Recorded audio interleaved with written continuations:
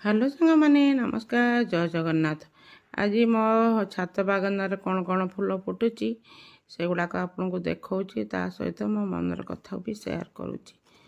ଆଜି ମୋ ବାପାଙ୍କର ଥିଲା 14ତମ ଶ୍ରାଦ୍ଧ ବାର୍ଷିକ।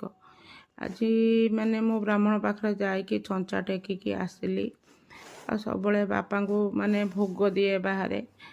ଆଉ ଝିଅ ଜନ୍ମ ହେଇଛୁ ଯେତେବେଳେ ପର ଗୋତ୍ରୀ ହେଇଗଲୁ, ପିଣ୍ଡ ଦେବାର ଅଧିକାର ନାହିଁ ସାଙ୍ଗମାନେ। କିନ୍ତୁ ମୁଁ ସେୟା ଭାବୁଛି କ'ଣ ପାଇଁ ହେଲା ଝିଅମାନଙ୍କୁ ପିଣ୍ଡ ଦେବାର ଅଧିକାର ନାହିଁ। ଭଗବାନ କ'ଣ ଏ ନିୟମ ବନେଇଛନ୍ତି ନା ଲୋକମାନେ ବନେଇଛନ୍ତି?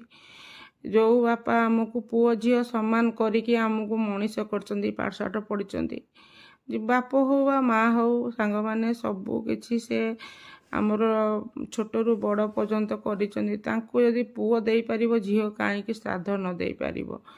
ତ ଏଇଟା ବହୁତ ଦୁଃଖ ଲାଗୁଛି ସାଙ୍ଗମାନେ। ଯଦି ମୋ ଭିଡ଼ିଓଟି ଭଲ ଲାଗେ ନିଶ୍ଚିତ ଲାଇକ୍, ସେୟାର, କମେଣ୍ଟ କରିବେ।